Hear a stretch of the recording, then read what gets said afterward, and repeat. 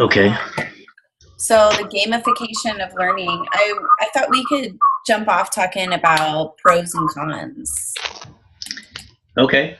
Just to kind of, I thought it'd be a good kind of general way to kind of hit on it. Yeah. First of all, I'm a fan of gamification. I think anytime you can take a learning experience and make it fun, Mm-hmm. why not? Right. Right, right, So, I mean, one of the problems is, you know, kids just aren't engaged, or if they're not engaged, finding ways to make the learner material exciting. So if you can make a game of it by throwing in a competition aspect or a reward aspect or something about it to make it fun, why not? right. Well, I mean, I'm with you. I'm pro gamification of learning for sure. But it's interesting, reading some of the cons, because one of them is like, if you tie it to competition, for a long time, everything had to be like, no competition, Right. which I think was off base. I think that for the most part, humans are competitive by nature, and that there's really healthy ways to nourish that. Yeah. So it's not necessarily my con, but and then I was reading about how part of the problem is tying it to the curriculum and learning standards. Yes. And I think we're talking about the same article, the one that you sent me, and it said how usually the games are loosely tied to the curriculum. Mm-hmm. Because I guess the students, for gamification to work, the students are the ones that are developing the games, right? Right, Versus the traditional model where the teachers are developing them. right. And I don't know. I think if you kind of lay out what's required or what is supposed to be included as far as content wise in the game, I'm not sure if that's really the case. I Um, mean, I didn't really agree with the not closely tied to the curriculum con because um, a lot of time the really good learning that is happening isn't necessarily based on some specific learning standard. I feel like as educators, you're to nourish their love of learning. It's not always tied to some target skill or target piece of knowledge. I just feel like it's bigger picture than that. Um, so that yeah. wasn't really a big con for me. I was also confused because I mean, I don't do much around the game piece of it, but I didn't know if they were talking about like when they say gamification, if they talk about using like digital tools, like digital games. Like, You're welcome to go do out. you remember that video we saw earlier in the year? And I think it was even on the website that you showed me. It had the I forget the gentleman's name. He's real big into gamification. Yeah, it's probably the guy that Daniel Schultz. I think he wrote the book that I read, A New Culture of Learning. Yeah, so I don't know if they talk if they mean just like taking game design elements and Right. making a game out of like traditional content, or if it's really like full blown digital video games, Angry Birds, the whole nine. I don't know. Well, this chart. So I'm looking at this chart, and it talks about the differences between traditional classroom gameplay and game-based learning. Hmm. Um, So let me look at some of the differences. It definitely, like one of the key differences is that the game-based learning is much more learner-centered. It's not, teacher-driven, that the students are really active participants in the game, but also game design and oh, but I see Angry Birds to teach physics. Did you Yeah, see that yeah. same So that, thing? yeah, like I didn't know what. Oh, that's funny. Yeah. The one thing I will say, and this chart is pretty cool. The one you're looking at, I have it pulled Uh-huh. up. Um, when you start using that reward system, and we kind of hit on it with the digital badges. I don't know if I'm a fan of the digital badges and introducing rewards. Really? And Because you think it promotes like it takes away from like intrinsic learning. yes, exactly. And I found an article by this professor at Syracuse, and he was talking about like intrinsic versus extrinsic motivation. And once you introduce a reward, that reward has to be there because now if you take that reward away, you lose that motivation. You know what I mean? And I kind of agree with that on some level, where the kids become so fixated on the reward that they kind of lose the self-regulated piece of it, and the commitment to lifelong learning is what the ultimate goal is, you know? Right. Um, Yeah. That's a really good point. I worry about that as a parent. yeah. You know, I mean, Yeah. potty training involves a lot of jelly beans. Yeah. Yeah. um, yeah, I would love to see that article. It's really interesting. I mean, I definitely think that is one of the bigger concerns is what are we doing to intrinsic learning, for sure, intrinsic motivation. Yeah, so here it is. The authors concluded the issue is how to facilitate people's understanding of the importance of the activity to themselves, thus internalizing its regulation so they would be self-motivated to perform it.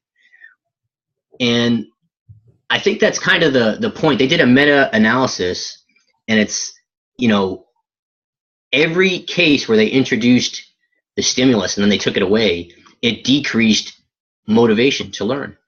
And it was, I don't know, I just think that's a big no-no. Yeah. And But like you said, I mean, go ahead. that being said, though, that, you know, in the book I was reading, A New Culture of Learning, and it was talking about this teacher that uses this. I can't remember what game it was. I think it was like a custom designed quest type game, you know, and well, and he was also referencing what is it, World of Warcraft, that's so popular, and all the learning communities that participate in World of Warcraft. What's the other big one that Half-Life? That's what Dr. Talal always talks Second about. Life, Second Half-Life. Life. Second Life, that's what Yeah, it is. yeah. But you know, he was talking about how what's the word? I mean, there really wasn't a reward. I guess is what I'm getting at. I mean, the reward was like they got to these different levels on the game, but they all had to really work to figure out how to work together and develop knowledge and skills to beat these different levels of the game. And I don't know. I think they were pretty intrinsically motivated. You know, like what's considered an external reward? You know, if they're what is the external reward of playing a game? I I guess it would be the point system that you Just the use. points and badges and stuff like Yeah, that. the points and the badges, and like I guess I don't know, maybe it's giving someone, like literally an award. Maybe you Yeah. get, you know what I mean, a free homework pass. I don't know. I mean, you know, we used to do our spelling bee practice, and we'd get Jolly Ranchers. Yeah, I think Old school system. personally, if it's incentivized, I'm going to put my best foot forward, and Yeah, and I mean, I'm I going to still, try a lot harder. yeah, and I think Um, we're still pretty intrinsically motivated learners, yeah, you know? but now all of a sudden, if you were to take that reward system away, am I not going to try as hard? I don't know if that's really the case. In this study, it was the case. Mm-hmm. But I guess where the reward system works is through locus of control. So how much control the learner has over the reward system and the learning experience. So if the learner feels like they're in charge of the game and the outcome and the reward, then they start to internalize it, and the learning process becomes self-regulated. I think that's a much more eloquent description of what I was trying to say was occurring that he was talking about in the book, that exact process that Yeah. you described.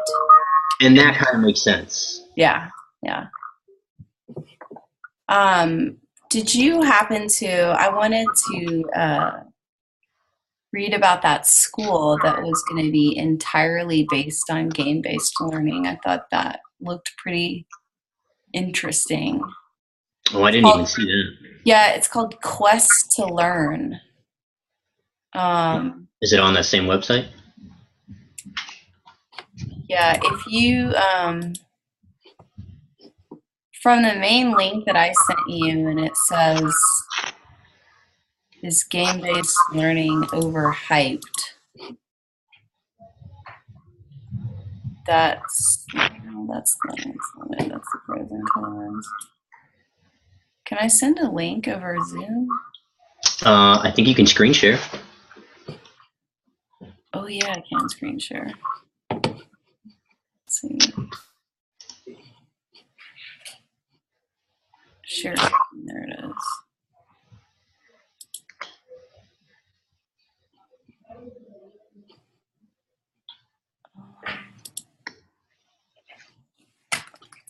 Oh, it's asking for a password.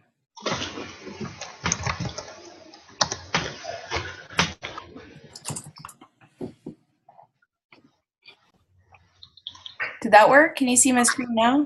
Oh yeah, cool. There it is. Okay. So, yeah, so it's this one here.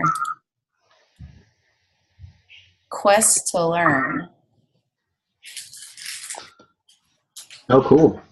Students encounter a series of increasingly complex narrative challenges, games, or quests where learning, knowledge sharing, feedback, reflection, and next steps emerge as a natural function of play. Sixth graders help a shrunken mad scientist navigate the systems it encounters. But it's like, who designs all these games? You know, like this is super high speed. You know. Yeah, and that was another thing that if it was digital games, right? I mean, just think how resource intensive that is. I mean, Yeah. in terms of planning on the teacher's part, in terms of coming up with the game, in terms of having resources to provide the gaming experience, you know, I mean, I don't know. It's definitely not, you know, a reality for a lot of run-of-the-mill, you know, public schools. Oh yeah, yeah. I know all the schools around here. I mean, it flat out wouldn't work. Mm-hmm. This so this PDF that they've published, it says MIT Press. So I mean, they've got some pretty big backers. Oh, this is cool though. This whole PDF has all kinds of info about the different games. So maybe it won't be as difficult once, you know, more and more material is put out there and made available, you know, in an open source format like this. Mm-hmm. Yeah, I want to say on that one infographic that you showed, what teachers have to say about games, I guess the concluding remark was that they need more technology. You know what I mean? Yeah, so, a lot more computer access and a lot more development time. Yeah. You know, but here's this entire what is this? Some kind of unit for the school. I mean, it's all right here. Did you ever play that game when you were growing up? Where in the world is Carmen Sandiego? No, I didn't. I've heard of it. No, what? And you'd have to chase her through the different countries and stuff, and they would give you like a flag, and you'd have to determine whether that was the Kenyan flag or whether it was the Chinese flag, and that's where she was. And then if you couldn't understand the flag, they would give you like different clues about, the country. It sounds like I'd be really into it. See, and you still remember it. I mean, how many people still talk about the Oregon Trail, for God's sake? Yeah, I know it. Kids were into it. Yeah, I think I'm a fan of game-based learning, so long as, like I said before, that reward system is, I mean, it's got to exist, because, I mean, that is the competition aspect of it. I don't know if it has to exist, but as long as that reward system is used properly. Yeah, I agree. I mean, I just don't think, I'm with you, I just don't think you can go wrong. If you can find a way to make it fun and engage your students and still, why wouldn't you? Why wouldn't you? It seems like kind of a no-brainer. I just think we have a lot of barriers before we can, really get there. But I think we agree it's a good place to go, essentially, And I don't think it's, that it's something that can be used all the time. Any one thing can be a bad thing. You know what I mean? Right, if you use it too much, if you go to the well too often. And we're not saying, I don't know if every school is going to be like the school that you just showed, where every experience is a game. But I mean, if it's used intermittently, I I think it's a good thing, you know? Absolutely. I think, and I like that it gets students more involved in their own learning process. I love the learner centered element of it. Yeah. So it'll be interesting to see. Hopefully, we'll have time to kind of delve into the whole Second Life thing next term. It'll be interesting. I tried it before. I created an avatar. It's I did too. It was a long time ago though, but yeah. I think I did it in 718. So I don't remember doing anything with it though. It was just kind of like you created your avatar, and then you would meet around and talk with people who had other avatars. Right. Yeah, It was like a really sophisticated version of The Sims. Yeah.